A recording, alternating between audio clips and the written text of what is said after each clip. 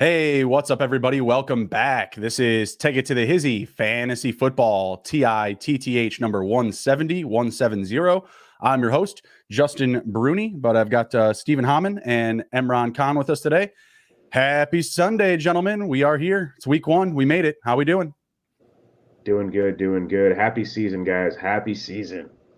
Yes, good morning and happy kickoffs here. It seemed like it was taking forever, but it's finally here. Was it just me, Finally, or is this the longest offseason ever? I don't know. I felt like last offseason, like we were kind of like crying for football. Like, you know, ESPN was dropping those like Celine Dion promos, like football's back. You know, it's a little more emotional to start last season, everything going on in the world. So long offseason, but we've been really busy over here at the Hizzy. So it's I don't know, it's kind of come kind of quick. I feel like we've gone through a couple different stages here the offseason, and here we are. We made it. It's week one. Yes, sir. Ready to dive in and jump into some props. You guys got any best bets or props for today? Yeah, so I got Stephon Diggs. I'm going to go under the 7.5 receptions. I think I'm sure it gets close to it, but I don't know if he's going to go over that. He is playing a tough Steelers defense. So I just think that number, he's got to get 8. That might be a little tough. Same game, I have Deontay Johnson over 5.5. You're getting that at plus money right now. So I think last year he was just getting fed targets over and over and over. So that's one I really like. And then lastly, and we'll touch on it a little bit more later, Packers minus 3.5. As a Bears fan, it pains me to say that, but this Saints team, we don't even know who we're going to be seeing on the field come, when the game kicks off. Marshawn Lattimore downgraded to questionable. So I think Aaron Rodgers will dissect that defense. Fair enough. How about you, Emron? Yeah, so I got a couple. I was telling the guys before the show, I was on a FanDuel yesterday getting the games ready for today. So I did a bunch of same game parlays. So the some of the odds that I really like, I'm targeting these games that I think are going to be high scoring and shootouts, and I'm really praying that they are. So a couple of games that I like are the Titans and the Cardinals. And so a prop in there that I went with, it was a Derrick Henry anytime touchdown. I think that game, even with Julio and A.J. Brown going off, he's going to get at least one. Feel good about that. And then for the Bengals and Vikings, I think that's a sneaky game where there's two bad defenses but two good offenses. I like a anytime touchdown for T. Higgins, but I also like Tyler Boyd, who's like the forgotten guy now. Like everybody's talking about Jamar Chase and T. Higgins, who had a solid rookie year, justifiably so. But like Tyler Boyd's always been Mr. Steady, right? He's just there. He's going to quietly get 5-6 catches, 50 to 60 yards, right? So I really like Tyler Boyd over 50.5. And for the spreads, I agree with Steve. It hurts to say, but I don't know. Something feels really weird about that Packers line. It feels really low to me. The game's not even in New Orleans. It's in Jacksonville. Jameis is starting. No Michael Thomas, right? Latavius Murray's gone. No Jared Cook. Like, it just feels weird. But another game that hopefully isn't too good to be true is the Lions versus the Niners. The Lions are the Lions, right? I don't know who's playing wide receiver. I don't know, Steve, if you're clocking out and suiting up for them after the show, getting the slot for them. But the Niners are finally healthy, right? They have a solid defense. I think Raheem Mostert is going to absolutely destroy them this game. So I think it was 9.5 last time I checked. Maybe I think it had gone up to, it had been fluctuating between 8 and 9, but I feel really comfortable about the Niners just beating the shit out of the Lions. Oh yeah, absolutely. Love them on the -9 right now. Maybe not one of my best bets. I'll go into my best props. I like James Robinson today to get 2 touchdowns. That's paying plus 400. If you parlay a Jags win in there, that's plus 450. I like CMC over 46.5 receiving yards. Way too low for CMC this week. First game back. And then Kareem Hunt and Nick Chubb, both Browns running backs, really low reception total numbers right now. 16.5 yards for Kareem Hunt and only 12.5 for Chubb. Either of those guys could get that in one play. So I like the upside for both of those. And I see the Browns chasing points in this one. Could be some opportunity for those running backs to catch some passes back there. Steve, I really like the Stephon Diggs. You said under 7.5? Under 7.5, yep. So you want to do that for a charity challenge? I'll take the over. All right. Yeah, that's fine. $5 or $10. What do you think? $10 is good for me. All right, $10. Flag is thrown. Challenge. We got it. I'm taking over 7.5. You got under. We're trying to raise money for the Autism Society of America. Appreciating any donations anyone can help us with. You can text to the Hizzy to 44-321 and make a $1, $5, $10, $100. I don't care. It doesn't matter to us. We're trying to raise some money for a good cause. All right, let's jump into our flex options for this week. We got a couple of flex questions to go over, and then we're going to jump into some sitter starts and then go through the game previews here. So we'll be kind of quick with these. First up, poll that we dropped the other day, David Montgomery versus Darrell Henderson versus Raheem Mostert. You got a guy in Raheem Mostert with a really good matchup, and you got David Montgomery and Henderson both going against each other against strong front seven groups, where Montgomery and Henderson were drafted were a lot higher than Raheem Mostert. So if this is your last flex spot, guys, where are you going here? It seems like Raheem Mostert's the answer based off of the conversations we've had so far. Yeah, I'm not going to change my tune now. I think Mostert's there. He was actually one of my starts of the week this week on tothehizzy.com. So he's going against a rough Lions defense. They gave up the second most fantasy points to running backs last year. Didn't really have any key acquisitions, anything like that. I say Mostert there. Yeah, I would have to agree. I think Mostert is number one. He's healthy right now. His biggest concern is always his health. When he's not healthy, that's really when the problems start.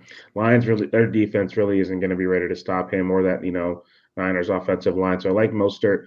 My second would probably be Montgomery. I think just because he's going to get more total work and total touches, with no Tariq Cohen, unfortunately, and some questions at receiver. I think he almost had 60 catches last year. So I think total work, I think he'll get the touches, but that Rams defense also knows everything I'm saying. So I don't know if the yards and touchdowns will be there, but I know will be there for Mostert.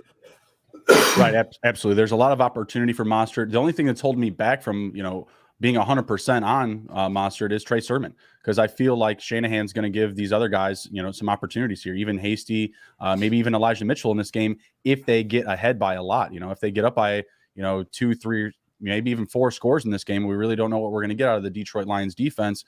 We could see them, kind of park the bus, so to say, and maybe get some of those back end guys some more love. That's really my only concern. I love Mostert. I think he's an absolute gangbuster this week in week 1. But man, Montgomery, I feel like he's going to have a ton of volume. And like you mentioned, without Cohen being there, I feel like he's going to catch some passes too. So I'd rank him just the same, Mostert, Montgomery, and Henderson. But it's really tough, starting Mostert over Montgomery, who you probably, invested more in your draft. So something to look out for this week. I really like Mostert though as well. It's a clean sweep from us. Next one up, we got Sammy Watkins versus Tevin Coleman, a couple of experienced players here in the NFL. In PPR format, which way you leaning here? This one's a bit tougher for me, just because you have a starting running back in Tevin Coleman, or so they say right now. How that'll break down with Michael Carter, people like that. It's really tough. I think I'd probably lean Coleman. I don't know. It's tough. I'm gonna lean Coleman just because he's gonna get some workload. You don't know what the Ravens are gonna do. I mean, really, with their question marks at running back and question marks at wide receiver, you don't know where that balance is gonna be. I think Andrews, I'm sure, is gonna have a big game this week because he'll be leading them in targets or something. So I'm riding with Tevin Coleman. Yeah. What do you think, Imran? Yeah, for me, this one's also tough. I'm gonna go Oppo. I'm gonna go with Sammy Watkins. Kind of like the last man standing in that receiver room, right? With all the injuries they've had and some of the injuries they've also had to running backs. I think they're gonna have to throw back a little bit more than they want to. So I'm gonna probably go with Watkins. I don't feel great about it, but he's kind of weird. Remember last year in week 1 for the Chiefs, he blew up. So he's a guy that kind of pops up randomly. So I'd say this week I'll go with him because, like Steve mentioned, for Coleman, I think the writing's on the wall, right? They're going to be a committee with Carter and Johnson, and I think Carter's eventually just going to take over. Yeah, I agree. I'm going Sammy Watkins as well. You have Miles Boykin and Rashad Bateman both. I believe they're both on the IR. I know they're hurt. They're not playing this week. I don't know if one's on the IR or one's not. But yeah, they're going to be out of this matchup. There's going to be a lot more snaps available for Sammy Watkins in this one. And while they are still trying to find an identity on the ground with Tyson Williams, Lat Murray, they signed Lev Bell. Was it Donta Foreman or Deontay Freeman? Devonta Freeman. Devontae Freeman, same guy at this point. I mean, well, Freeman's just going to be a practice squad guy. Like, really, like how many snaps would you really give him right now? You know, when you just went ahead and signed Lev Bell and Lat Murray. And I don't know how that worked out. I thought Lat Murray would have been signed before Bell, but yeah, whatever. Lev Bell, it's just not there for me. I don't see the same guy, you know, you did 4 to 5 years ago. It's not like he's doing the Antonio Brown revival or anything like that. So I do think there's going to be a lot of opportunity for Watkins this week. We got Delusional Tanner in the chat saying, yo, I'm tilting Mostert or Miles Sanders, full point PPR. I'll go Mostert there. I think you guys will agree. And then we have Julio Jones versus Robert Woods in his flex half point PPR. That's another tough one, but I like Julio Jones there still. What do you guys think? Same. Yeah, I might actually be willing to roll the dice on Robert Woods just because I think he has these games, and if it's half point PPR, he has games where he goes off for, say, 170 receiving yards randomly. Now with Stafford at the helm, better quarterback, I see him there against a weak Chicago secondary. Yeah, I was kind of waffling back and forth. I think I'm going to still go with Julio. I think Tannehill, you know, he's the new addition to that team, right? Tannehill's been there. He knows that offense. Stafford, same thing with the Bears. Defense, you know, their secondary, like Steve mentioned, a little bit of question marks. I mean, if Woods is lining up against Vildor or Shelley, he could eat a little bit, but I'm going to still kind of stick to my guns. I think that the Titans-Cardinals game, I think that's going to be a really high-scoring game, and I think that Cardinals secondary, I think I like Julio better there. Yeah, I like Julio more as well. I think the game flow is just more positive for receivers in the Titans and Cardinals matchup, whereas the Bears and the Rams, there could be some slower gameplay, more grounded out running plays. Just less offense in general, less total production in that game, I think. Let's see. He says, my concern is that this is a really crowded and both, but equally lit Tennessee. I don't know. I'm not sure where you're going there, Delusional Tanner. All right, next up, we got Gerald Everett versus Hunter Henry. Hunter Henry and the Patriots going up against the Dolphins. Gerald Everett going up against the Colts. Which way you guys leaning? I'm going to go Hunter Henry. I think that he's going to have a big part in the offense for the Patriots this year. We've seen the man crush that Bill Belichick has had on him for years. And then when they finally linked up this offseason, it seemed just like a match made in heaven. Obviously, he's got some issues with Jonnu Smith taking away some target share, just snaps in general. I think you see them run 2 tight end sets quite often. So I want to see a little bit more out of Everett in this new Seahawks offense. I like the addition. If it works out, he's an uber athletic tight end, but I need to see a little bit more. We saw him in a limited role with the Rams, so I want to see that expanded. And maybe next week I'd go with an Everett. Right. How about you, Emron? I'm going to go with Henry as well because the Patriots made a big investment in Jonnu Smith and Hunter Henry this offseason, right? So those are going to be their primary targets. Guys like Kendrick Bourne and Nelson Aguilar on the offense don't really do anything for me. They're complementary pieces. So I think that offense is going through their 2 tight ends. I'm going to lean Henry. Yeah, I'm leaning Henry as well. I feel that Everett at some points is going to just share snaps. They may not always use 2 tight end sets. They have a couple of guys there that they like. Henry, like you mentioned, they spend a lot of money on him. Probably one of the biggest free agents that they've pulled in money-wise on offense in a while here. Yeah. Same thing with Jonnu Smith. So I feel like they're dedicated to that aspect of their offense. Henry was questionable coming into this game, but he looks like he is good to go. Next one up, we have Cooper Kupp versus DJ Moore. I'm leaning towards DJ Moore for the same reasons that I was leaning towards Julio over Robert Woods. I just feel like there's better game flow available in that matchup up against the Jets. What do you guys think? Yeah, I'm going DJ Moore also. I think this Jets team that the Panthers are facing, there's really no clear-cut cornerback 1 on the team. So I think that it's really they're going to be able to dominate them, whether it be Robbie Anderson. Even Terrace Marshall probably gets in there a little bit. So I'm rocking with DJ Moore here. Yeah, I agree. I'm starting all of those receivers, Marshall, Anderson, and Moore for sure. What do you think, Emron? Put a bow on it? We'll make it put a bow on it. I agree. The Jets secondary, a lot of questions there. Panthers have a sneaky amount of weapons, with CMC, Marshall, Moore, Anderson, like you guys mentioned. I think Sam Darnold's going to be a little bit pissed off too, right? So let me ride with our fellow Terp, DJ Moore. Yeah, absolutely. So we got a couple of questions in the chat here. First, we got Jake's props up. I always like to shout out Jake. He's always trying to share the props in the chat. We got Jimmy G over 250 passing yards. I love it. Love it. Sterling Shepard, anytime touchdown, plus 250. Also love. Najee Harris over 22.5 receiving yards. Very, very good. Yeah, Amron with the Shepard touchdown. I feel you. It's tough, but I'm just catching news here that they are still committed to easing Saquon Barkley into the lineup today. So I feel like there's a little bit more value for a touchdown out of Galladay or Shepard. But I feel you though. I'm concerned about Dan Jones too. Broncos secondary is tough though, man. That Broncos secondary is one of the best. Mm-hmm. Yeah, with Shepard working out of the slot and him drawing the assignment of Bryce Callahan kind of scares me. And I mean, let's just be honest. Danny Dimes, I mean, he's going to scare you week in and week out because who knows what he's throwing. He's good for 2 turnovers in that Broncos secondary with Justin Simmons, Kyle Fuller. They drafted J.C. Horn, right? They drafted Patrick Surtain. They drafted Surtain. And so, yeah, their secondary is loaded, man. But I agree. I mean, you just never know. Right. We got Pata here in the chat asking D Swift or Jacoby Myers. Personally, I would be higher on Jacoby Myers in PPR. I think he's going to have a big day. I think he's going to be the target hog there as far as receivers go for the Patriots. But Swift, man, like that's really tough. Like he's going to have an active role, but he has a very, very bad matchup. I just don't trust him this week. I'm going to go Jacoby Myers. What do you guys think? Help Pata out. Yeah, I'd probably have to go Jacoby Myers as well. I don't feel good about it. I do like DeAndre Swift. Bad matchup, and he's also, I think, nursing a groin injury, I think it is. He's not fully healthy, and those groin injuries can be nagging, so he was on my do not draft list for that reason. So I'd go with Jacoby Myers. I don't feel great about it, but between the two, I think that's your best bet.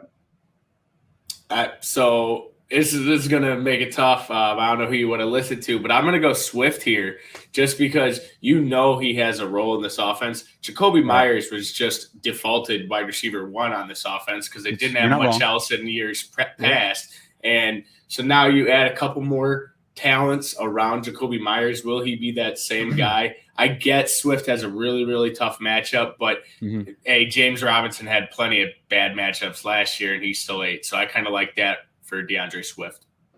Yeah, and that's fair enough. I mean, where you drafted DeAndre Swift, you probably feel very committed to keep him in your lineup this week, despite there being a tough matchup. I mean, that's just how fantasy football goes. Like, you could start off really slow. I mean, we were talking before the show about how Rojo almost rushed for 1,000 yards last year, and he had less than 2 this past Thursday, fumbled and a bench after that. So life moves really fast in the NFL.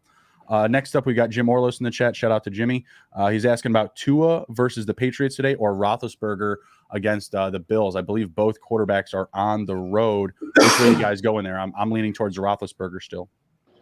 I'm still going through Ben as well. I think there's just you can trust him a little bit more. We know Ben. Good weapons there. Tua, it's just he should be better in year 2, right? They invest in some weapons too, but I haven't really seen him do it consistently yet. So I'm going to ride with Ben.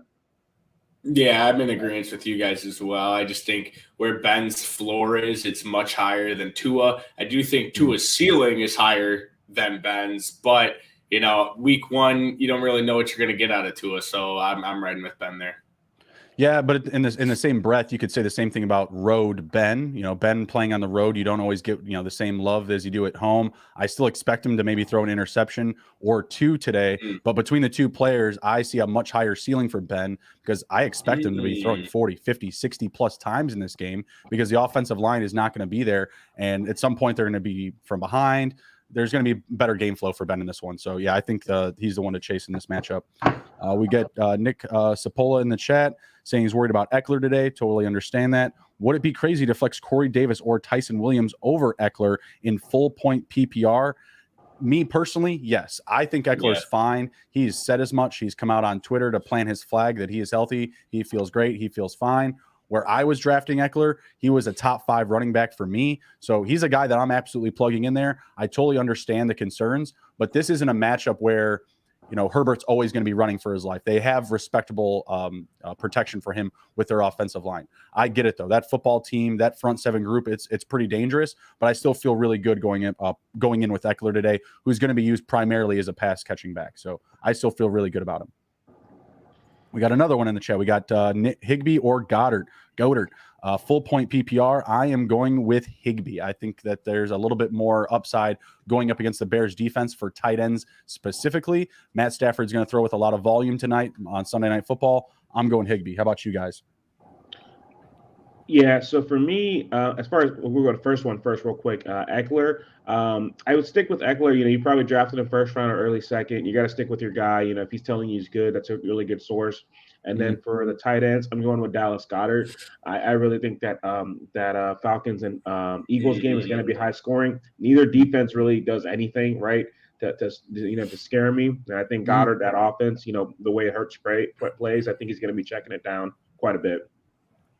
Yeah, I'm in agreement with Imran. Goddard, I think he draws a matchup against the Falcons D, who's very shoddy. It goes both ways in that game, Eagles as well. Higbee, he's got to go up against some tougher linebackers with the Bears. So I'll ride with Dallas Goedert there.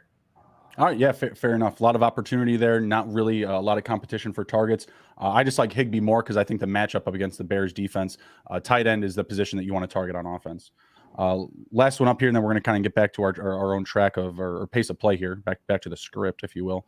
We got Jameis Winston or Sam Darnold this week. That's a tough one. I'm actually going Sam Darnold. I think the matchup's a lot better. Same. Yep. Revenge game. Yeah, and Winston, he's always got that opportunity to throw a couple of picks. So I want to see what we can get out of him first. I expect a big game from Kamara, but not so much from Winston. Going to be mistake-ridden.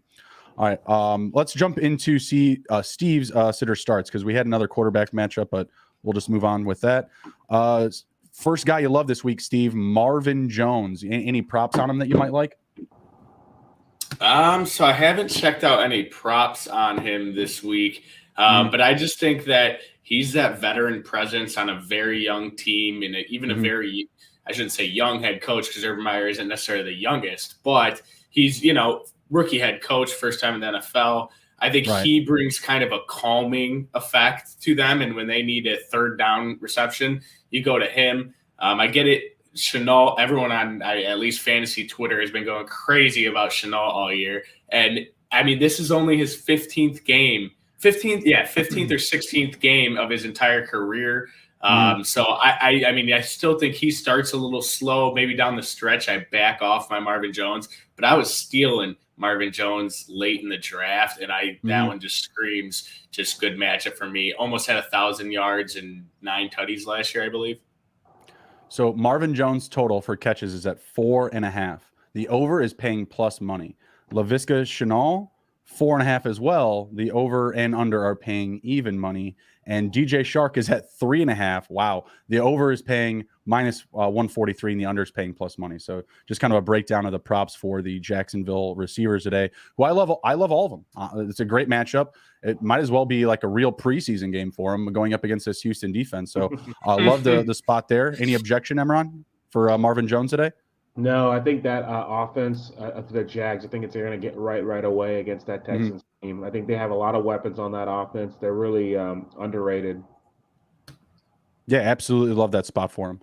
Next up, we've got Roby Anderson for Carolina. Another spot where I love all the receivers. I'm trying to pull up the props for those. Any specific reason why you target him, though, Steve? I mean, I think the only thing that's going to be able to stop Robbie Anderson this week is what you said. There's so many different weapons, so many mouths to feed. The matchup just screams start to me. Or we said it earlier, no cornerbacks in the Jets locker room. He's a guy who I think Sam Darnold will elevate his play. They played together, didn't they, when they were with the Jets? Yeah, so they have a rapport. You throw him in Joe Brady's passing offense where it just seems to be art at this point. So I really like Robbie Anderson, another guy that I have a good amount of shares in that I was getting later in drafts. Fair enough. Yeah, I really like the spot for him as well. Again, I expect a lot from all these receivers. As far as the props for Marshall, you're looking at 3.5 reception line. Over is paying plus money. I love that prop. Absolutely love that plus 100. DJ Moore, 5.5. Over, again, paying plus money. Love the over there. Plus 114. And maybe not all these guys hit them, but if you're taking multiple of these props, like you have good odds to hit one or two. And then Robbie Anderson, 4.5 over is paying -123. So they really like that as well. So definitely go out and get some Robbie Anderson today, whether it's in your flex or DFS alike. We've already kind of talked up Raheem Mostert and talked down Darrell Henderson. So what about OBJ? Is he worthy of your flex? So to me, no. Clearly why I have him on my sits for this week. I know, right. Justin, you're high on him, correct? Or not necessarily high, but no. Yeah, you'd be willing to slot him in there though.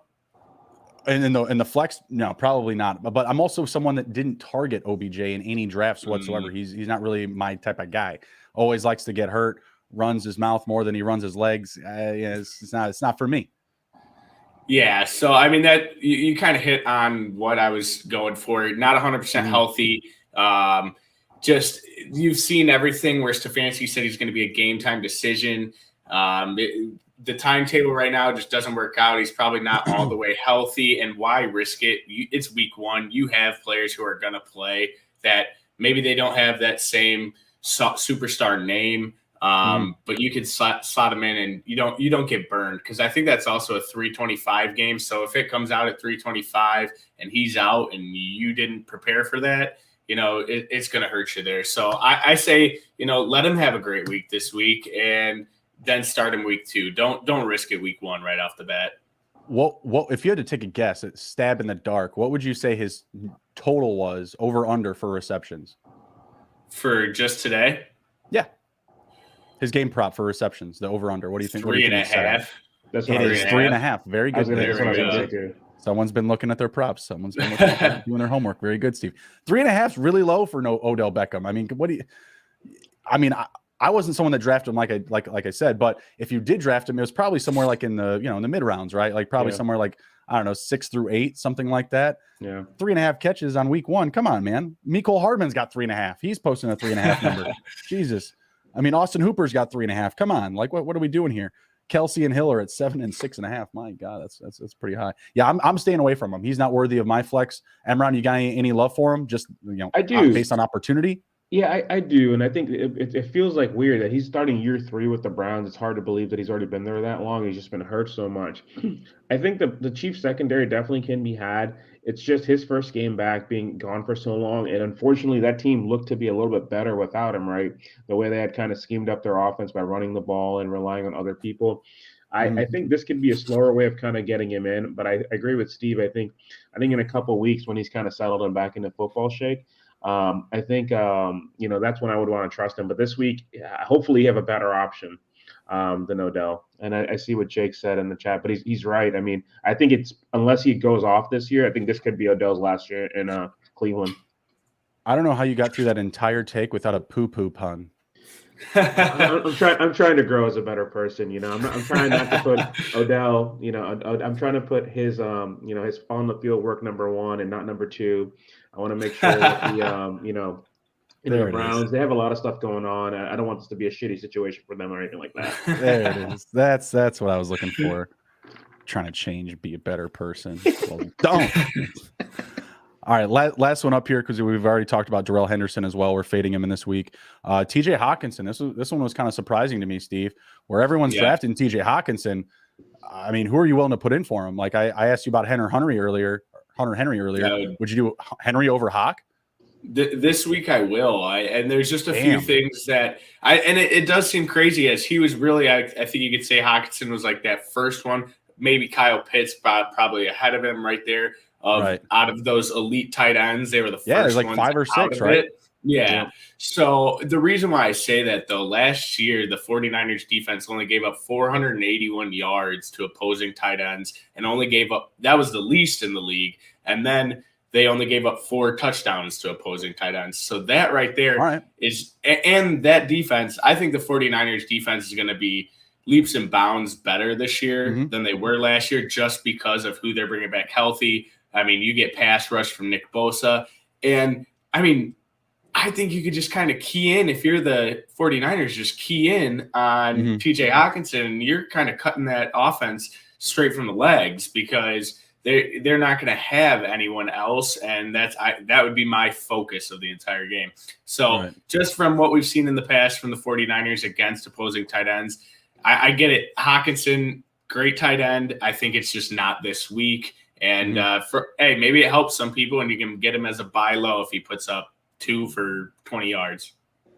Yeah, fair enough. I mean, I get that. Very good homework you did there on the 49ers defense.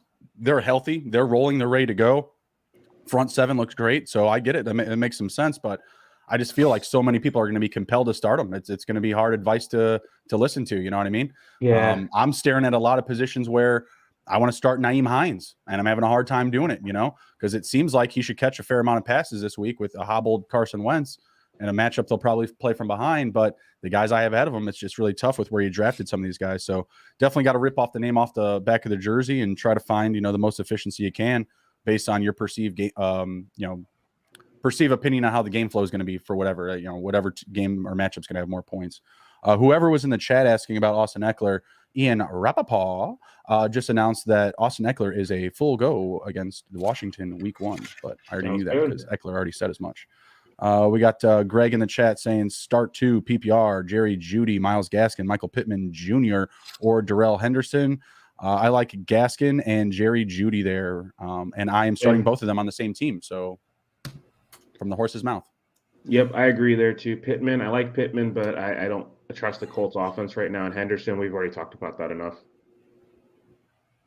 Yeah, I'm in agreement. I will say down the line, though, I think Pittman will be beast. I think he's going to have, he could be a wide receiver 1 in that offense with no T.Y. Hilton. Right. But this week it's just tough because Carson Wentz was the worst quarterback in the NFL last year. Yeah. No, I mean, and he's not healthy. He's not 100% coming into this game. I'm really concerned about the Colts, whether I want to start the receivers, Hines, etc. I definitely don't feel good about it. But the matchup is pretty decent up against Seattle. Like, it's not an amazing defense that they have over there. They got a couple of playmakers, a couple of game stoppers, but it's also pretty thin. So I feel like there's some opportunity there, but nothing that I'm absolutely in love with. I am going to start Nyheim Hines in one spot, and another I'm going to keep him on the bench. So it's just how it goes. Got to manage the roster. Jake in the chat saying they've got some great Gaskin props on FanDuel. Get after it. All right, we are going to jump into our game previews now, going through each game for the week. Try to be relatively quick about it. Keep it, about an hour 10 or so if we can. Running about a half hour here, 32 minutes. First up, we've got the Pittsburgh Steelers going on the road to Buffalo, coming in as road dogs, plus 230 on the money line. Buffalo Bills minus 275 on the money line. Spread is at plus 6.5. Totals at 48 points. Gentlemen, what do you like here? Big fan of the Bills in this spot. I picked them to win the game outright, and I think they cover the 6 or 6.5, depending on where you're shopping right now for your spread. Game, I want to lean towards the over as well. I think you have some good offenses. The Bills defense has some good playmakers, guys like Tremaine Edmonds, Micah Hyde, Tre'Davious White.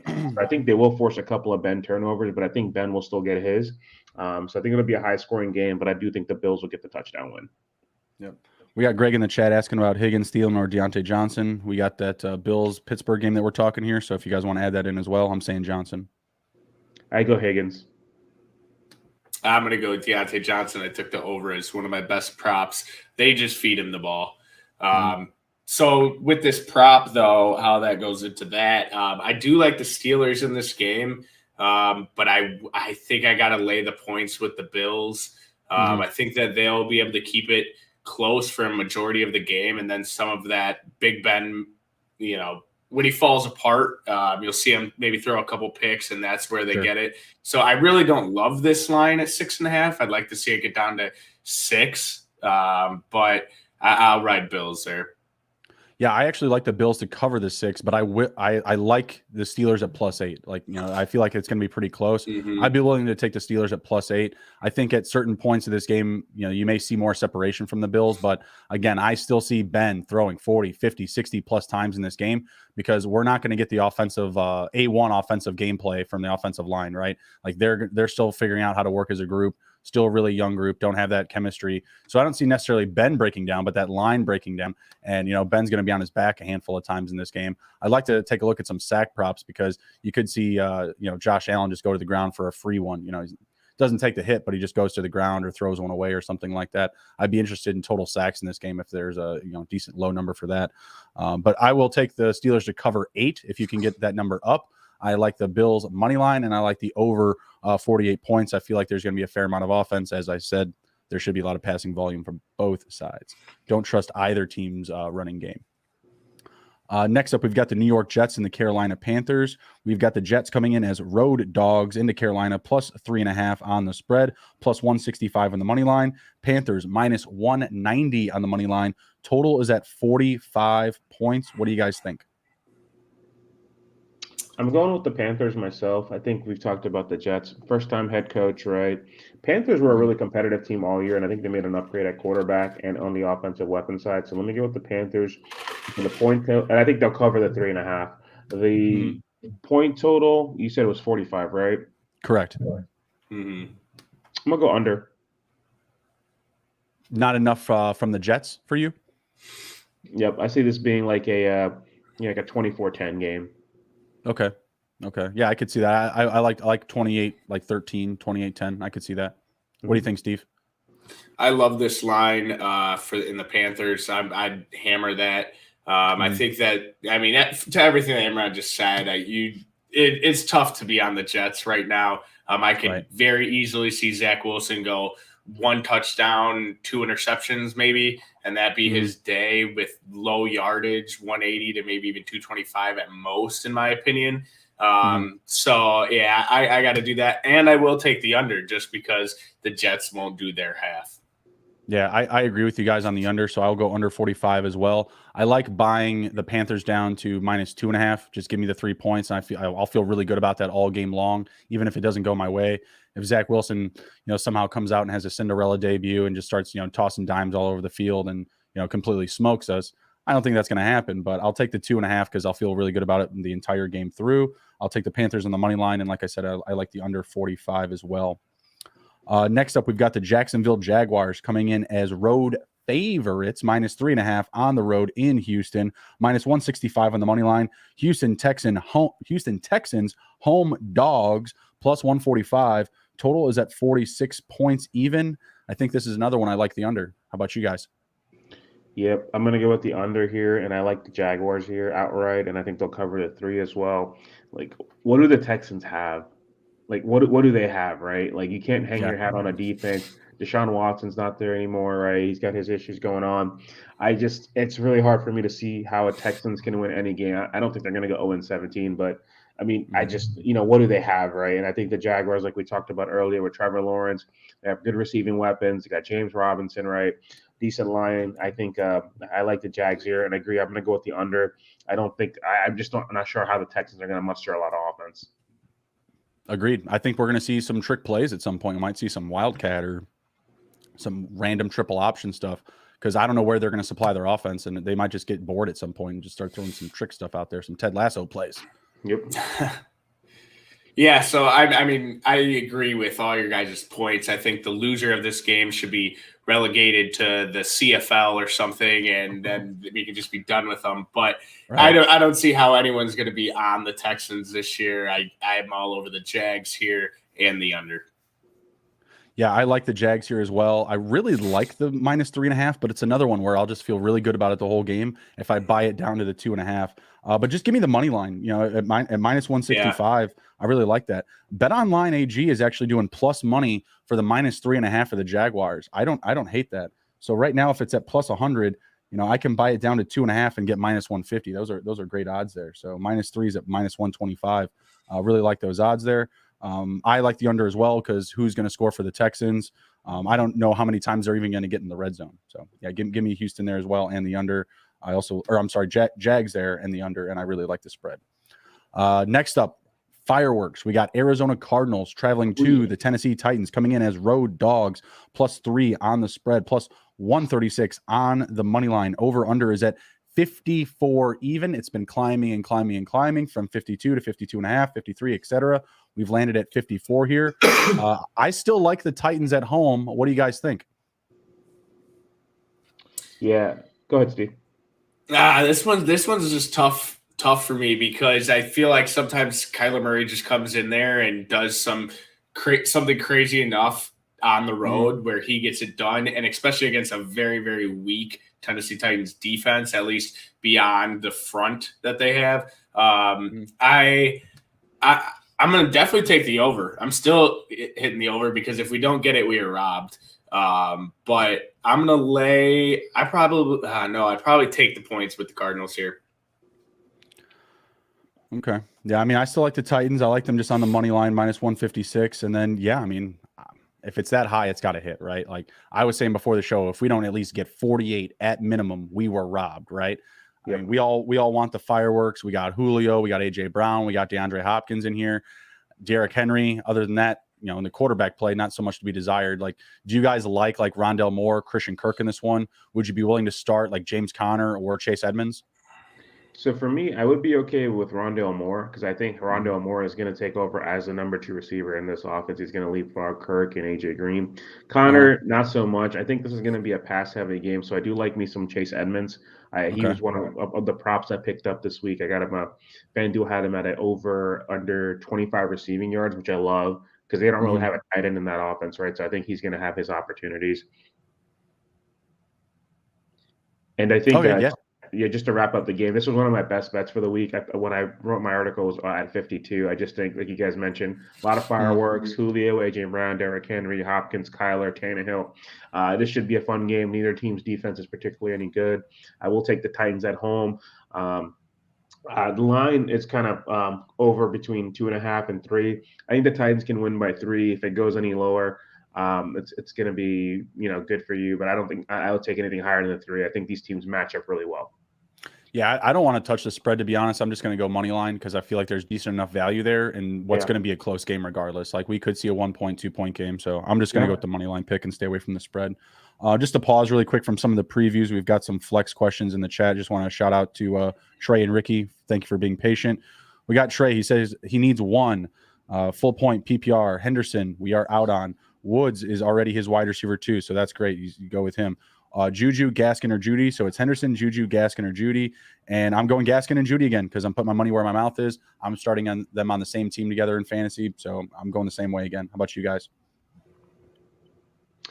I'll go similar with Gaskin and Judy. I think Juju, he's probably got a safe floor. I think he'll get a handful of catches in this game. So I don't think you'll go too wrong with him. But I really like Judy in year 2 against that suspect Giants secondary. Yep. Same. Yeah, Gaskin. I will say I think Juju, if it's full point PPR, he is worth a look just because he's going to get a lot of targets. The yards just won't be there. There'll be, small catches similar to what he did last year. He had all them catches and then didn't even break 1,000 yards or whatever it was. But full point PPR, I like Juju more. All right, fair enough. Next, we got Ricky asking Juju, Jerry Jeudy, or Corey Davis. I'm still going with Jeudy. Every viewer, I feel like, has Jeudy this morning. Someone must have been really banging the drum this offseason on Jeudy. Someone's been watching the Hizzy. We also got I think you guys agree with me, right? I mean, we just pretty much wrapped up Jerry Jeudy on the other one. Yep. Yeah. So we got Driscoll in here sharing some more props. Julio TD plus 135. I love it. Murray rushing TD. I'm not with it just yet. I'm gonna stay away from that one. I'm assuming he's talking about Latavius. No, I think he's talking Kyler, same game. So it's the same game parlay. Titans. Oh, okay. My bad. Yeah, all right. I like that. Kyler at plus 125. That is a good one then. Edmonds over 25 receiving yards. Yeah. Yep. I like it. 10 gets you 95. Very good, Jake. I love it. All right, let's jump back into the previews here. We got Chargers traveling to the Washington football team. Chargers now at +2 at betonline.ag. There it is, Justin. They were a pick'em pretty much for the last 3 or 4 days here, so that's kind of surprising. They're right now getting 2 points, plus 108 on the money line. Over under is at 45 points. Me personally, I expect more offense in this game than this, so I'm going easily to the over here. Everyone's thinking like, oh, it's a football team, one of the better defenses last year. Defense so good, they got you in the playoffs with a losing record. But I still like the Chargers a lot. Still like Herbert, Allen, Williams, Ekeler still. He's 100% going this week. So, yeah, give me the Chargers +2 on the money line and the over. What do you guys think? I'm taking the football team at home. They were, I think, originally dogs. They opened up at +1 at home earlier in the week, and I think the action changed and made them the favorite. So I don't know about the -2. I would at that point, usually when it gets under 3, Justin, I'm similar to you. I just go with the money line. It's too close at that point. I feel much safer there. Usually, our motto usually always go with the over, but it's like the third time today where I kind of like the under in this game. I think it's going to be, what are we at, 45? Yeah. I think this is. I could totally see a lot more field goals. I think there would be a lot of red zone opportunities, but a lot of drives ending in field goals this week. I think the football team's front, can help out with that. So I think I could see like a 23-20 football team win today. I don't know. I think we're going to see 14-14 in like the middle of the second quarter. Yeah, I could see it. I actually, when Justin was speaking, I loved the over, and then when Imran was speaking, I was like, oh, maybe I'm going to flip to the under. So really, I'm just like, why we do what we do, buddy. I'm just Malcolm in the middle right now. But the Chargers +2 just really doesn't do anything for me. Just you're not really getting much there, so I'm just going to go on them money line. I like them. Their offense good enough against football team. But I do think I'm going to go with Imran here. I'm going to go the under. I can see a lot of field goals just because the football team's defense is good enough. Or actually, I shouldn't say good enough. Very good. And can slow up the Chargers a bit. And then I'm worried about the football team's offense. They're losing one of their big offseason acquisitions in Curtis Samuel. He's been hurt all week. So I think I'm going to go the under there. Yeah, like I said, I still really love the over in this one. I feel like you're going to get the offense from both sides. Fitzpatrick was brought in to make this offense more electric. I mean, that's the whole point. They're not just going to just run Antonio Gibson into the ground. I think both running backs are going to catch a fair amount of passes in this one. I like the front sevens for both groups. Obviously, the football team, it's like A1 in the NFL, top 5, absolutely, right? Chase Young probably going to be a big problem today, but Herbert is a guy that can get the ball out quick. He can extend the play with his legs. I trust Herbert a lot more than I trust Fitzpatrick today, but I still trust Fitzpatrick to keep the pace, whether it's with field goals or touchdowns. I really like the over here. It's actually one of my favorite picks this week, so I'm really into it. We got Peter in the chat. Thank you for being patient, Peter. We've got pick 1, half-point PPR, Jerry Jeudy, Deebo Samuel, or Tyson Williams. I'm still going Jeudy. Been on Jeudy. Everybody's been asking about Jeudy. I'm staying with him. Jerry. I'm gonna go Tyson Williams. Actually, starting running back, it's a half-point PPR. Running backs, it's some value. We all know that Ravens offense. It's a run-first offense, and he's the last man standing. Yeah. Yeah, and I'm gonna go with Tyson Williams also, just because first off, if you start him this week, you're gonna look like a genius if he goes off. And then I just like his opportunity more. He's gonna have to get some carries because there's just a bunch of dead bodies behind him. So give him the start. It's ridiculous. Bodies are dropping faster in Baltimore than drowning pool. All right. Next up, we've got the Eagles traveling to Atlanta, going to the Falcons. Eagles coming in as road dogs, +150 on the money line, +3.5 on the spread. The total in this one is at 49 points. I'm kind of feeling the under here. What do you guys think about this one? So for me, this is another one of my best bets for the week. I actually got the over at 48. I think, again, with this one, I like the weapons both teams have. Some rookies here with Devontae Smith and Kyle Pitts. Neither defense, again, is very good. It's more about them than the offenses. I think we could get the over here. So I like this game going over, and I think the Falcons win at home. I think it'll be close, so I don't think they'll cover the 3.5. If it was 3, I would take it. The 3.5, I don't think they'll cover that. Okay, fair enough. Steve?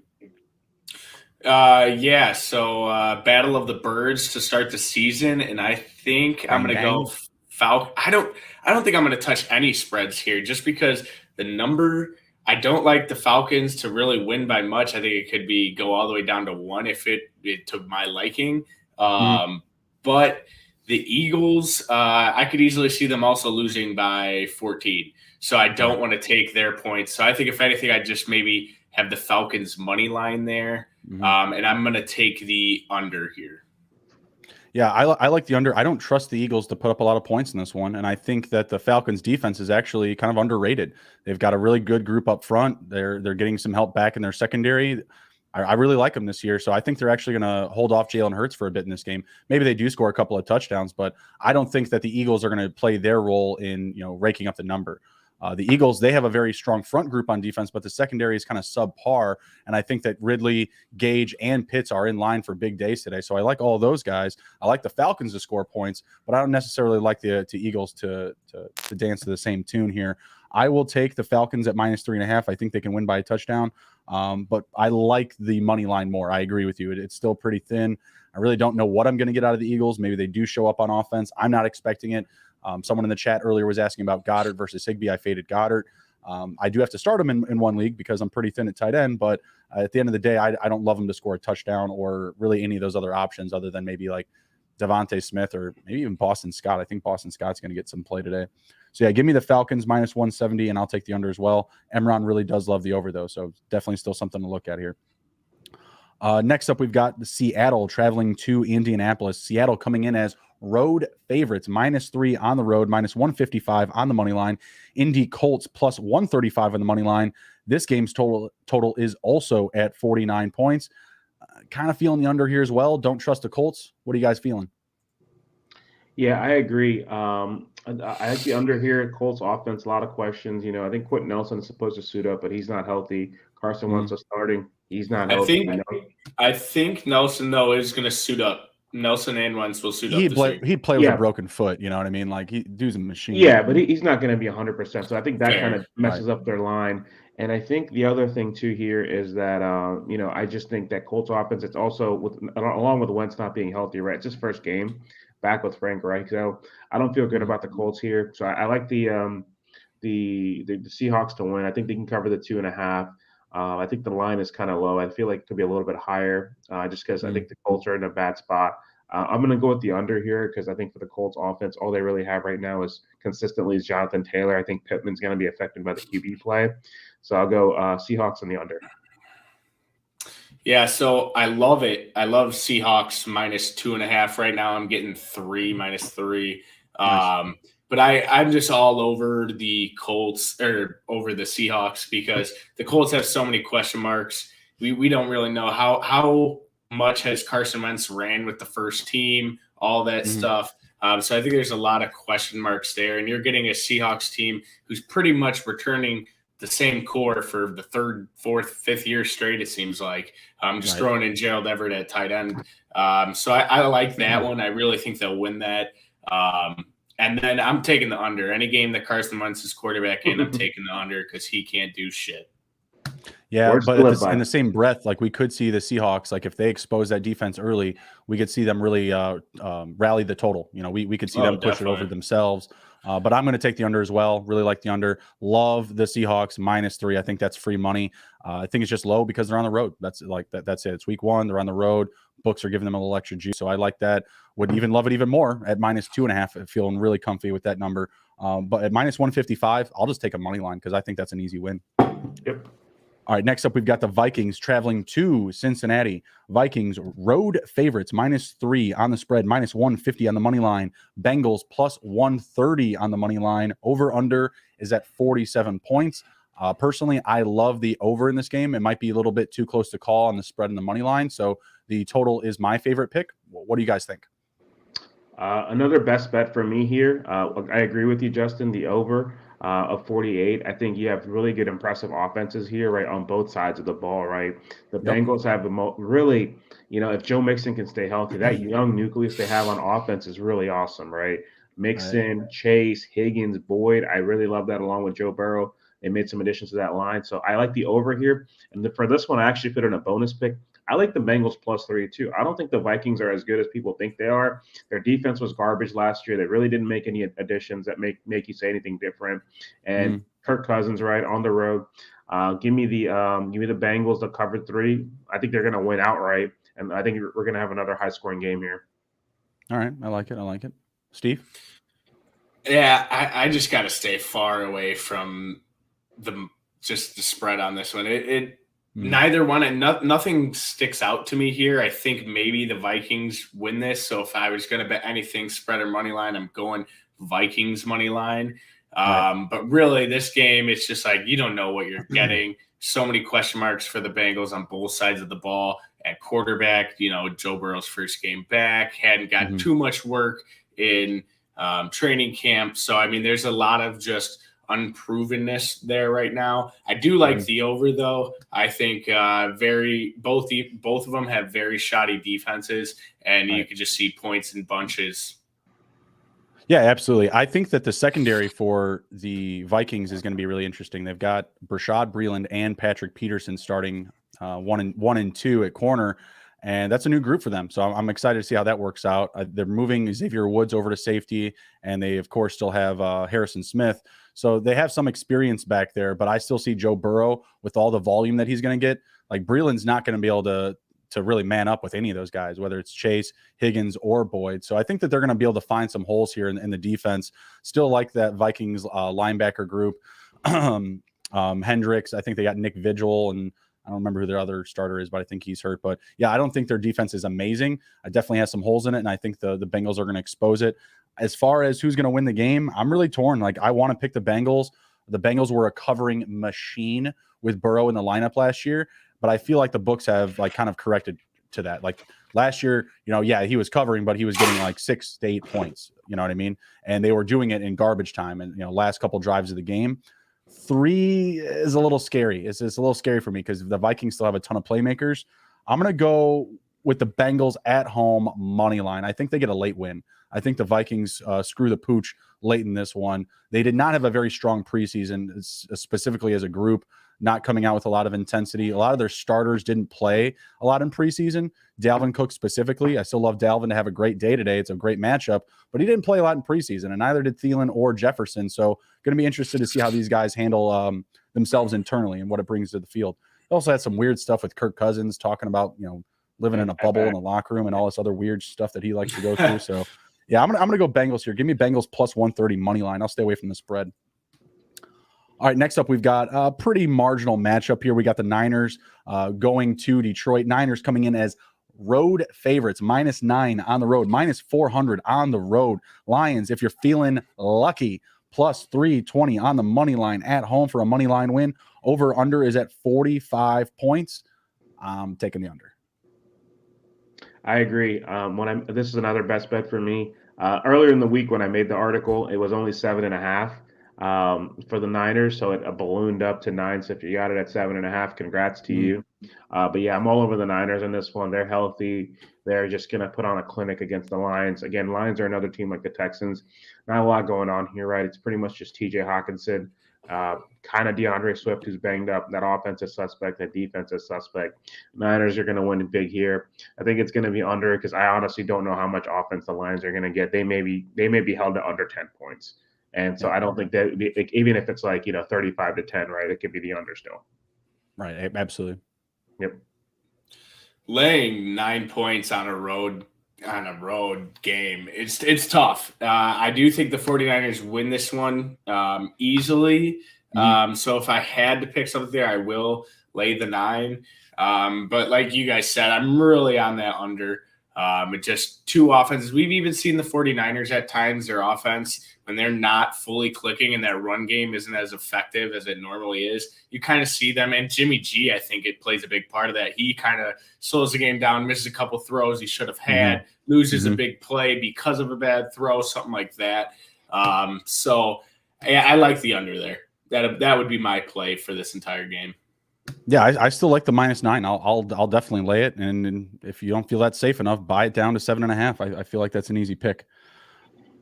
We got Lucky Scherer in the chat saying pick 2 for a 10-team half-point PPR. We got Chase Claypool, T. Higgins, Cortland Sutton, and Tyson Williams. I will go Tyson and Higgins. How about you guys? Yeah. Yep. Same. There you go, Lucky Scherer. All right, next up, we've got Cleveland Browns traveling to Kansas City Chiefs. Playoff a rematch from last year. Plus 5.5 for the Browns on the spread. Road dogs at plus 200 on the money line. -240 for the Chiefs. The books are loving KC. Over under is at 54.5 points, and I kind of like the under. Yeah, I agree. I think 54.5 is high. I think that might be the highest spread of the weekend. I I think believe that's it going to is. be I think this is going to be a pretty close game here. I do like the Browns to cover the 5.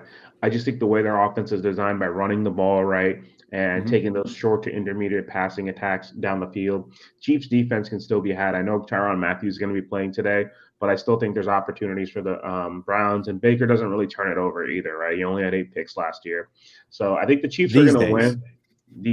So the Browns, I think the Browns will cover. I think the Chiefs are going to win, though. This is going to be a pretty close game. It's going to be high scoring, but 54.5 is a lot. And that's the Browns offense can score that, but that's just not really what they do well. So I'm going to Right. take the under here. So Chiefs to win, Browns to cover, and I'm going to take the under. Yeah, I like it. I like all that. I think that the game flow that will be preferred by the Browns is slow, grounded out football, and hopefully some stops on defense. They have a great defense still. So I think that they can definitely do that. 54.5 is too high for a team like the Browns being in a matchup where that defense is just so good. Steve, put a bow on it. Yeah, I'm going to go Browns plus 5.5. I really like that. I think, to your point, they're going to have to grind it out on the ground with their 2 running backs and just control the clock. So I really like them plus 5.5. I still like the over. I think you see the Chiefs. Granted, they don't have the wide receivers they've necessarily had in the past. They still return Kelsey and Hill, which we already know they're great receivers, pass catchers. But I like the Browns to keep it close. Their defense is arguably one of the most complete defenses at every single position with some depth as well. So I'm all over the Browns plus 5.5, and I'm going to go over. Fun. Oh, also I have a prop for that I'd throw in. Baker Mayfield over 1.5 passing touchdowns. You're getting that. I think it's like minus 110. And I think it's just too low. If they get behind to the Chiefs, he's gonna have to throw the ball. He can throw the ball. He came into the league as a gunslinger, and we've just kind of seen his role kind of change. So 1.5, all he's got to do is get 2. I like it. Yeah, I think that's really solid actually. I think the Browns will keep it close, so I'll take them on the spread as well. I don't feel great about it. I would probably just put KC money line into one of my parlays, just because I still feel really good about them taking home the win. I feel like with a team like the Browns, it could get icky. It could get kind of muffled towards the end of the game. Whether they wind up losing by like 4 or by 6, something like that. So I'm going to stay away from the spread there, but still like KC to just win outright. Next up, we've got the Dolphins traveling to New England, going up against the Patriots, plus 3.5 on the spread, plus 160 on the money line. We've got the Patriots as home favorites, minus 180 on the money line. Over under is at 43.5 points. That still seems a bit too low for me. I feel like there's enough offense in this game to hit the over. What do you guys think? I agree. I think I take the over in this game. I think 43.5 is low, and I think both offenses have enough to get that a little bit higher. I'm going to go with the Dolphins here. I just don't know what everybody's seeing in the Patriots for week 1. Rookie quarterback. I know they're getting a lot of people back that weren't playing last year due to like COVID and sitting out. But I think the Dolphins, they still won, 10 games last year, right? They're on the cusp of being on the playoffs. Decent defense, added some folks on offense. So I'm going to go with the over here and the Dolphins to win outright. Okay, I like it. Yeah, so I'll take the points with the Dolphins there. I think that they just bring something to this game with their defense, kind of gives their offense life. So if they can stop Mac Jones a bit and then get the ball back plenty of times for their offense, I think that they can do it. I like the under just because we have a second-year quarterback in Tua who is damn near a rookie with how little he played last year. And then Mac Jones. Mac Jones, super smart. I'm sure he's not going to take too many risks throwing it deep and things like that, whether it'll just be short, quick passes out of the pocket. But I think that's enough for the Dolphins to stop him there. So I'm taking the 3 points with the Dolphins, and I'm going to go the under. Okay, I'm going to go opposite. I'm going to go with the Patriots. I'm going to take them money line at home. I still feel like they're the better team. You get that defense completely back, fully healthy from last year. The guys that sat out, they've made additions. I feel like the offense is just going to be Bill Belichick, I should say Josh McDaniels on the X's and O's buttons, like literally like, all right, we're passing this guy and this one. and they got their guy to do it in Mac Jones, right? I feel like they're going to have a lot of scripted plays. Just, operationally, I like the Patriots more. They're at home. Traditionally in this matchup, the Patriots win at home. The Dolphins win on the road or in Miami. So that's the way I'm going with it here. Emron, we haven't done a charity challenge yet today. How do you feel about some props in this game? How do you feel about some Mac Jones props? I'll make some prop. I'll do our prop charity challenge on this one. Which one do you want to confirm? I was thinking Mac Jones. I was thinking maybe 2 passing touchdowns. You like the under? I like the under. All right. So I will take the over 1.5. It's not total touchdowns, right? It's not total. It's just passing. Yeah. So I think he might run one in, but if it's just passing, I'll go with the under. All right. So I will go over 1.5, which is paying plus money here. So what do you want to do? 5, 10? Doesn't matter to me. Let's do it for my old boy Mitch. We'll do 10. All right. There you go. Very money, Mitch coming in clutch. So I'll take Mac Jones over the 1.5. You got him on the under, so we got to mark that down. Again, we're trying to raise some money for the Autism Society of America. Any donations would also help. I'll plug that back into the bottom line here. We can get back to moving along.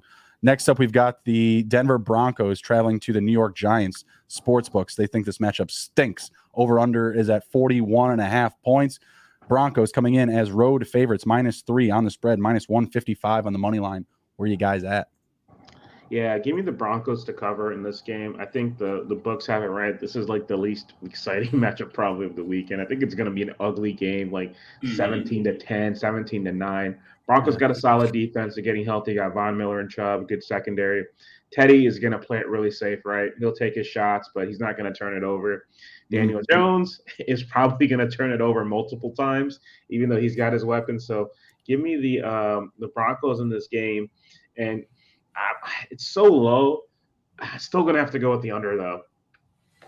It's really low. It's really low. I'm going to go with the under as well. I like the Broncos to cover 3 and to win straight up. Yep. Yeah, I'm going to pretty much go the same thing as you guys. There's a lot of like what we want to see. Like in the offseason, you didn't really know how the Giants wide receiver room is going to kind of shake out. You got Galladay, you got Tony, you got Shepard, you got Slayton. And I think this game, I mean, the Broncos are going to match up just fine with them. And so you're not really going to see what their offense is all about. So I think I'm going to go with I'm going with all you guys. I'm going Broncos and the under. All right, great. So the Giants are going to win by 17. Awesome. All right, next up we've got the Packers traveling to Jacksonville, home field of the New Orleans Saints, courtesy of Hurricane Ida. Dumb bitch. Packers coming in -3.5 favorites on the spread, -181 on the money line. Over under is at 49.5 points. I like the over and I like the Packers. What do you guys think? This is my final best bet. Originally the Packers are -4. I love that. So if you're getting 3.5 now, I'm all over it.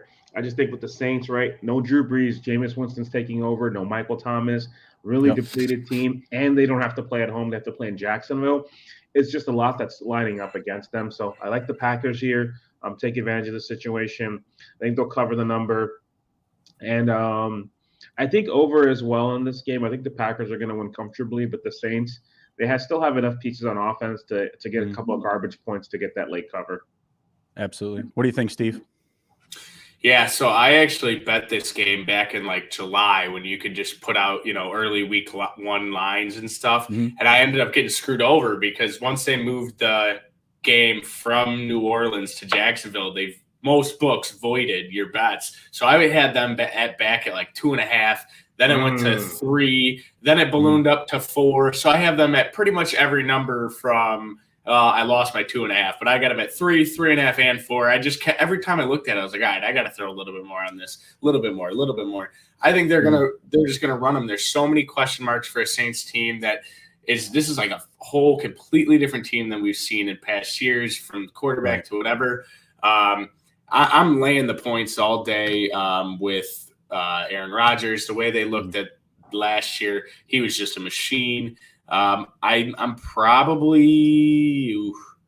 to go over just because Jameis Winston can still sling it. He might get 4 interceptions, but he can, he might get 4 touchdowns as well. One prop I love for this game is Devontae Adams' first team touchdown. He's done Love it it. in 10 of their last 18, including the playoffs. So Mm. he's just an animal. Him and Aaron Rodgers, whether it be from the 2 or the 1, they draw up a play that gets Adams wide open. When with his route running ability, he gets open. So I love that one. I think I'm going to do it just because of the old famous Jameis. I'm sprinkling a little bit on a Packers team defense touchdown. So Okay. I think it's like plus 1,600. So like, yeah, I'll throw a little bit on there, see if I can get something to stick. Yeah, I wouldn't hate it. I like the Packers a lot in that one. Think they're going to clean up. Love the spread. -3.5, way too low for me. In agreement, the Saints, we just don't know what we're going to get out of them. Could be mistake oriented. Could be a lot of high scoring. I like the points regardless. I think that they'll put up some offense, but again, you're going to have those duds. Those 3-and-out drives, interception, whatever it is, etc. I think the Packers do create some separation. What do you guys think about some of the back end options for like your flex, like Deontay Harris at receiver? Traquan Smith is on the IR. Adam Troutman at tight end, Juwan Johnson at tight end. Any of these guys that you're interested in? I mean, I think we're all starting Marquez Callaway. That's what I was going to say for the Saints, minus Kamara and Callaway. The only other people I'm interested in on the Saints offense right now, until I see more, I think their backup is Tony Jones, right? Tony Jones, yeah. Yeah, he's the guy who's taking over from Murray. So I think he'll have a role in this offense, like putting rushing and receiving. He's a guy I like to have some shares in. I don't know if I'd start him yet because you just need to see what that role is. But right now, would not start him yet. Yeah, and so those are the only 2 guys I trust right now. Gotcha. Steve? Yeah, so I mean, obviously you have your Kamara, Callaway. Even with Callaway, I think there is some hesitation just because we saw him in preseason, and he did have some great catches, and he was hooking up with Jameis Winston. It seemed great. But I think if anything, I really want to see a lot in this game because I want to see what Tony Jones is. How's his role? I want to see Juwan Johnson. They've been talking him up all camp. Like he could be something serious at tight end. Yeah. And with that transition, he came in as a wide receiver, moved to tight end. He might be a very, very athletic tight end in an offense that has a huge amount of targets that someone needs to see. So I think I'm checking this out. Troutman, I mean, I don't have any shares of him, but I'm interested to see what he's all about. Who's going to be their number 2 until Michael Thomas can get back, and then Callaway obviously slides down. So no fantasy players that I'm necessarily dying to start other than your Kamara. But I do have my eyes on a couple players this week. I like Deontay Harris this week. I think he's going to score a touchdown. I like any props you can get on him. Callaway is going to be drawing all the coverage, and Kamara as well. So I think Harris gets lost in between a few seams and gets a couple of big game plays, potentially even a touchdown, like I said. So I like him a lot. We got Nick back in the chat here asking about Fant or Austin Hooper and a potential shootout. I'm going Fant still. What do you guys think? I like Hooper. Yeah, I think Fant. It's just Bailey's quarterback is what leads me to Fant because I think Teddy will go to Fant more, and I think Fant matches up really well against that Giants defense. Yep. And then we got Steven in the chat asking about Josh Jacobs or Darrell Henderson. Josh Jacobs probably one of my fades this week, but I actually Henderson as well. But I'll probably go Jacobs over Henderson. Yeah, I do Jacobs. I don't feel great about it, but between the options, if you have to pick one, probably Jacobs. Yeah, I don't feel good about either option. Steve? Yeah, I'm in agreement. I'm fading both actually, but Josh Jacobs gets it. I think they're missing Richie Incognito, which doesn't help his case. And you also are going to another one I'm trying to check out is what's the role between Kenyon Drake and Josh Jacobs? How are they going to coexist? So it'll be interesting. Well, you could say the same thing about Sony Michel and Henderson. It's very similar scenarios. Exactly. They're both going up against front sevens. They both could be splitting touches. You know what I mean? Mm-hmm. Steven, do you have anyone else? Can you use a kicker? We got Jimmy back in the chat asking Fant or Ertz. I would still go Fant, but I think Ertz is he's going to put up some production today. I think he's going to have some numbers. What do you think, Emron? I'm still going with Fant. Ertz, he's been in a weird position all offseason. They were talking about maybe him getting traded multiple times, but I think I have a little bit of value there, but I think I trust Fant more. Yeah, same here. How about you, Steve? Yeah, I'm in on Fant there. I have seen Ertz get some love though for the matchup that he's going to have this week against the Falcons, but I think Fant gets more there. Ertz is also fighting for targets with old Goddard. Yeah, absolutely. All right, let's move on here. We only got a couple games left, and then we're going to get on to our magical Sundays. All right. First up, we got Chicago Bears going to Los Angeles, City of Dreams, +9 on the spread, +285 on the money line. Rams -355 in the money line. The disrespect. 46.5 is the total. I am taking the under. And the Bears. Yeah, so I'm taking the under here as well. I just think I think the last few matchups these teams have had, they've easily hit the under. And I think a lot of folks we were talking about this pregame, not even being a homer here. A lot of folks are talking about the Rams defense being number one last year, which it was. They don't have their same defensive coordinator. He's now the head coach of the Los Angeles Chargers, Brandon Staley. Raheem Morris comes here. I think there's going to be a bit of an adjustment period. Also going to be a bit of adjustment for Stafford, right?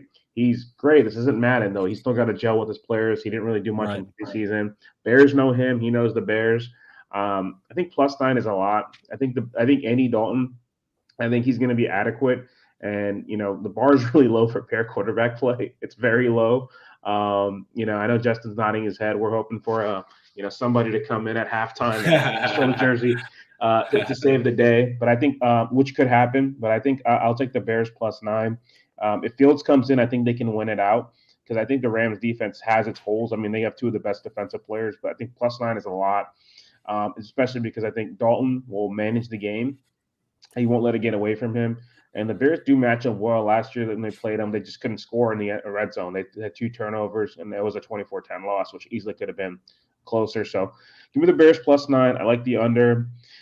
If Fields comes in at least by halftime, I think they could win. But if he does not play, I want to be wrong here. And I want them to pull the upset, but I like +9 and the under. Yeah.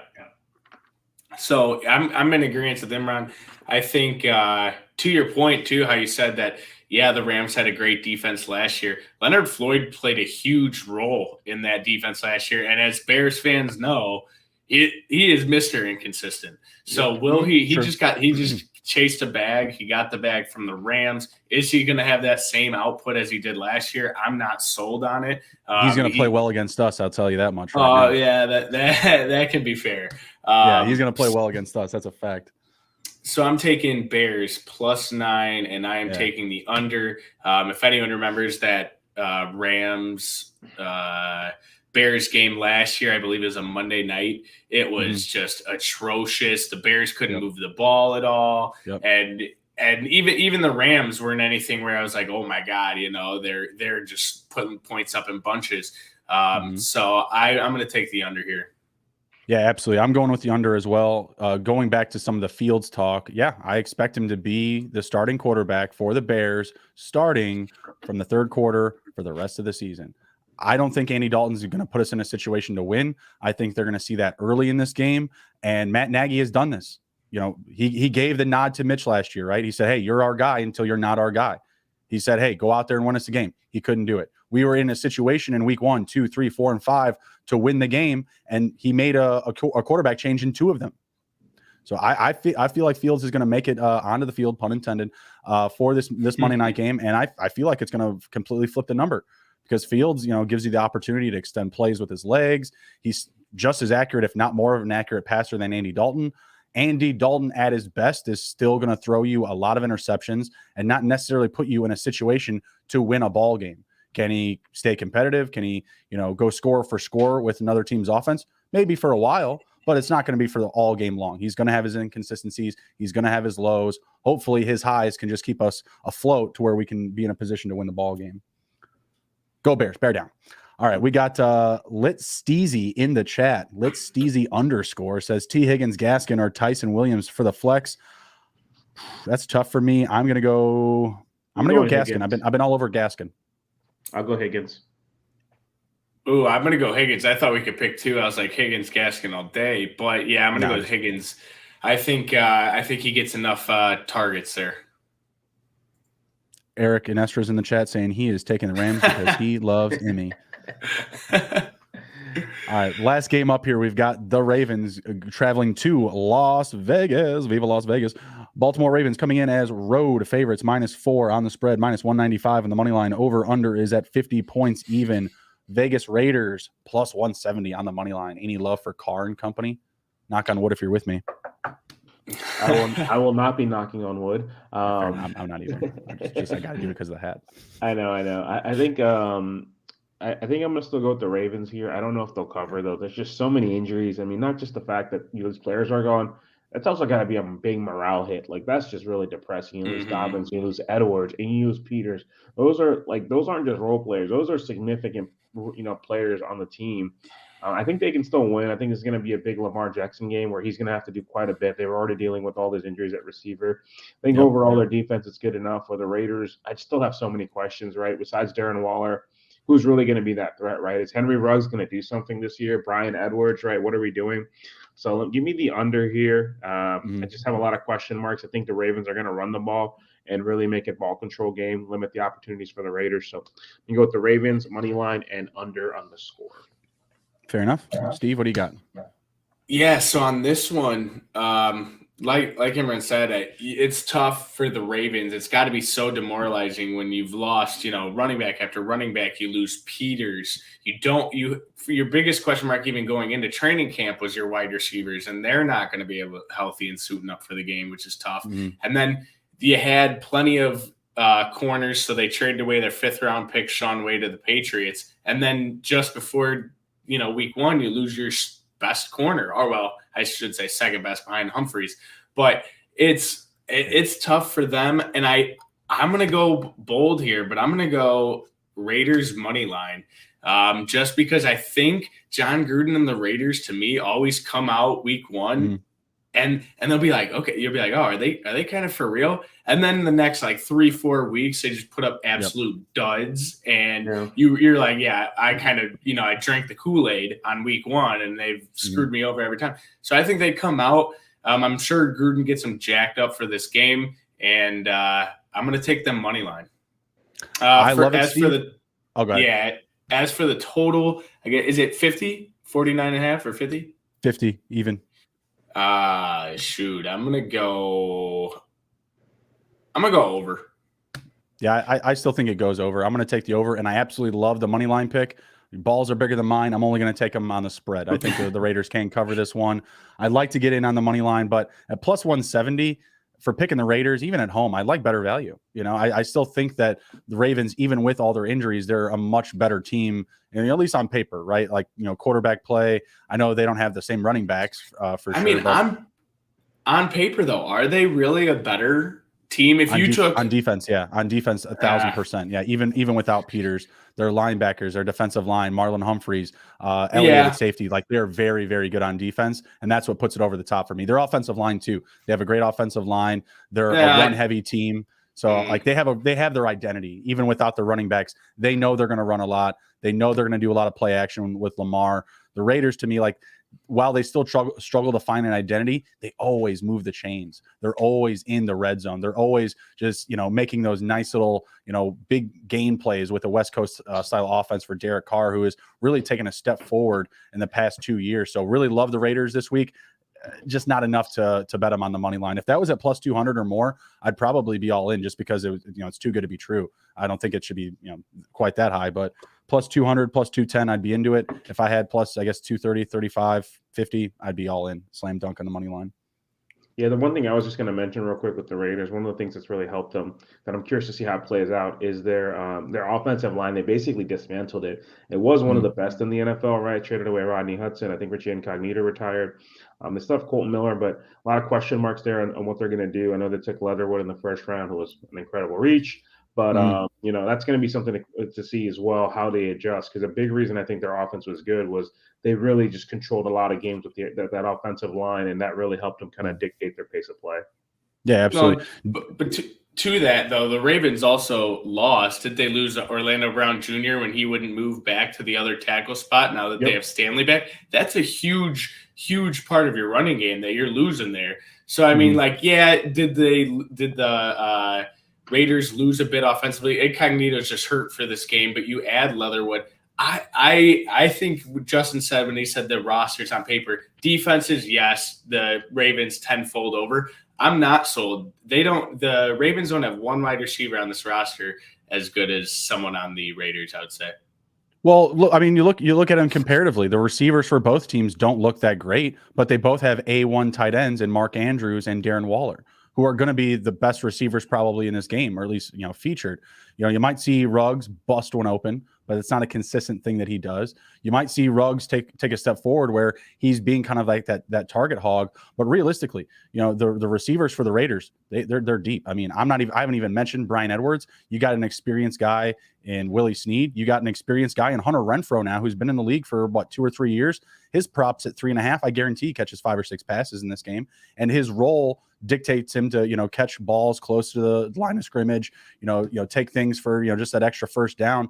This is just a team that loves to move the chains, and while they're pretty deep at receiver, I just feel like the offensive line, like they're going to be able to run the ball just fine. I don't think that's going to be a focus for them this week. The front seven for the Ravens is pretty solid, but even if they're behind, I expect them to pass a lot, and they'll do so with efficiency. And there should be even more upside with that with Peters out of the lineup. All right, moving on. Nope, that's the last one. What am I talking about? Last game. That's it, guys. That was week 1. Let's get it. I'm ready for kickoff. We got how many hours? We got about little under 3 hours. 2.5. Yeah, we got Matt Seaver here in the chat. Going to fire off one more flex question before we get out of here. Marquez, Callaway, Cortland Sutton, or Chase Claypool, full PPR. Where are you guys at? I like Callaway. He'd be who I'd go with. Full point PPR. Someone's got to catch the ball there. Claypool, they're in mixes. I'm gonna actually go. This is gonna be no help, but I'm gonna go Sutton, just because I think Callaway's gonna draw. I mean, if you're sold on Callaway against Jair Alexander, I'm not loving that there. And then over the top, you have Savage and Amos. I really don't have a argument against Claypool. It's just kind of that one's like roll of the dice. Which Steelers wide receiver is going to be the one getting the targets? I could say the same thing about Sutton, Fant, and Jerry Jeudy. I just think people have sold off Sutton after his injury. I watched him get out of a break in the last preseason game, and he was back to full speed. So and he was he's the only 1,000-yard receiver on that list there. So I'm going to roll with Sutton. I like some of that veteran experience. Matt McCoy says full point PPR league, but you didn't ask a question, Matt. It's all right. Week 1, everybody's getting situated, right? Knocking off that preseason rust. Yeah, absolutely. All right, well, we are going to head out. I really appreciate everybody that stopped by today. If you haven't had the chance already, please be sure to smash the like button, share the video, and follow us on youtube.com/take it to the Hizzy. Let's go. You guys have anything to roll out with before we go? Or do you want to – let's answer this one last question. Matt's getting on his game here. Tyson Williams, Allen Robinson, Brandon Ayuk, Raheem Mostert. I'm assuming just one, Matt. These are a lot of names here. Yeah, I'm curious to see what your team looks like. But if it's down to these people, I'd probably say Mostert. I think that both the biggest upside, in my opinion. I'm still going A-Rob. I mean, he's still an A1 talent at wide receiver. Whether it's Dalton or Fields comes in, I feel like they get him the ball. He can find the end zone. I'm going AR, highest upside. Yeah, it's really between those two for me. I think if it's just a flex, I would love to know who your other wide receivers are, because I would love to have Allen Robinson just slotted in one of those spots. Right. But Raheem Mostert, maybe this is his game. Even Ayuk, my only thing about that is there's so many mouths to feed there. You get Deebo Samuel back healthy. So I probably roll the dice. I mean, Allen Robinson. Actually, I got to go Allen Robinson. Can't even hate on that. Yeah, I can. If that's your last option for flex, maybe it's a 10-teamer or something, but I'm going Allen Robinson all day. Matchup doesn't scare me. He's just a player where the matchup shouldn't scare you ever. He's just one of those receivers. So I'm all in on A-Rob. All right, cool. Well, take care. Be well, everybody. I hope. One last thing, Justin. You mind one last thing? Not to cut you off, real quick, since we're all Bears fan. I just got an alert from Ian Rappaport. The Bears do have a Justin Fields package ready for tonight. So real quick around the room, do you guys think he plays tonight? I say yes. I've been saying it all offseason. Halftime, he's in. He's in. Right. Steve, what you got? I don't. I think he'll get in for a package because I think Matt Nagy really wants to mess with the fans here, and we'll get way too excited over this. I just don't see the point of even if we're sucking at halftime, I don't see why you put in your rookie quarterback to kind of throw him into the wolves. And if that's the case, if you're putting him in at halftime, why don't you put him in the full game? You play to win the game. That's why you play to win the game. I know. Well, he should be starting the game. He's the best quarterback on the roster. I don't care what anyone says. He's the best quarterback on the roster. And starting this game, you have the best quarterback on the bench. Why there's a 9-point spread? There you go. Bears were covering machines last year. All right. Before we get back onto the podium and back off our rockers, let's head out. Let's go enjoy our Sundays. Happy week 1. May the winners be yours. Be good. If you can't be good at it. What else you guys got? Bear down, baby. Bear down. Let's go. Upset City. All right. Take care. Be well, everybody. Really appreciate you riding with us today. We'll see you next week or tomorrow night. Later. Later, guys.